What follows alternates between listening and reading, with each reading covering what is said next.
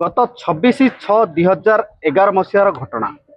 जड़े व्यक्ति को संघबद्ध भाव हत्या करा जायतिला एवं दीर्घ 14 वर्ष पर आज हत्याकांडर शुणाणी करा जायछि। जदियो राय चूड़ांत राय प्रकाश पाइनी जे दोषी मान को किभली दंड दिया जिवो कोन दंड विधान करा जिवो से राय जदियो प्रकाश पाइनी किंतु अभियुक्त मान को दोषी साब्यस्त करा जायछि। ए मामला रे मोट 18 जन अभियुक्त रहितबा बेले 4 जन वर्तमान मृताहत बा मृत हो सारी एवं बाकी 14 जन को दोषी साब्यस्त करछंती मान्यवर कोदला अतिरिक्त जिला तोरा जज। घटना घटी 2011 मसीहा 26/6 कोदला रे जड़े व्यक्ति को संघबद्ध भाव हत्या करा जायतिला। 14 वर्ष पर जेतु आईन रो हाथ बहुत लंबा बोली कहबा आज तार चूड़ांत शुणाणी करछंती। कोन कहबे आम सहित अछंती अतिरिक्त पब्लिक प्रोसिक्यूटर वरिष्ठ आईनजीवी सुभाष सर। कौन कहे मामला को किभली देखुंत दीर्घ 14 वर्ष पर गोटे मामला आज जो दोषी साब्यस्त कराई अभियुक्त मान को कौन कहे? देखो ये हूँ 26/6/2011 मसीहार घटना आउ से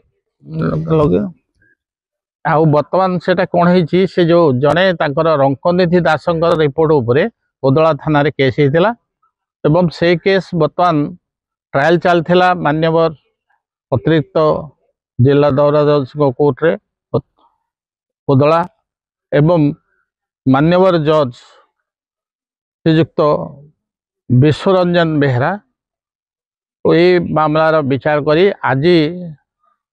14 जन को समस्त 14 जन को 302 दफारे दोषी साब्यस्त करछन्ते एवं दंड उपरे शुणाणी हेबो आसंता 27 तारीख दिन एवं यही घटना रे कोदलार से माने संघबद्ध भाव गणपति दास को हत्या करथिले एवं तांकर पुअर रिपोर्ट उपरे ए केस चलता। मान्यवर जज उपरोक्त केस रे 302 दफारे दोषी साब्यस्त करछन्ते समस्त बदला को 14 जन जाकू एवं 25 एवं 27 आर्म्स एक्ट रे से मानु खलास करछन्ते। जो 14 वर्तमान तांकर आज दोषी साब्यस्त पर जेल को पठे दिया कोदला सब तो ए 14 अभियुक्त माने ये जो केस ट्रायल बेले अभियोग थिला 18 जन ना से 4 जन भितर मरी जाइछन्ती एवं एबेट हो जाइछन्ती तेणु 14 जन ट्रायल फेस करथिले आज तार दोषी साब्यस्त कले 14 जन को मान्यवर दंड शुणाणी हेनी दंड आसंता 27 तारीख रे को प्रकार दंड दिया 302 रे जदि दोषी साब्यस्त कराला को दंड दिया घोषणा अभिज्ञता भितर 302 नुआ बीएनएस एक्ट कौन दंड हो पारे? शुणु 302 रे आमर बर्तमान दंड हो 302 रे दीटा कथा गोटे हूँ आजीवन कारादंड एवं फांसी दीटा कथा तार अल्टरनेटिव हूँ यहाँ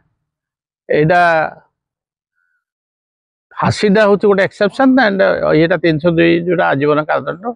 सी गोटे दीटा कथा जोटा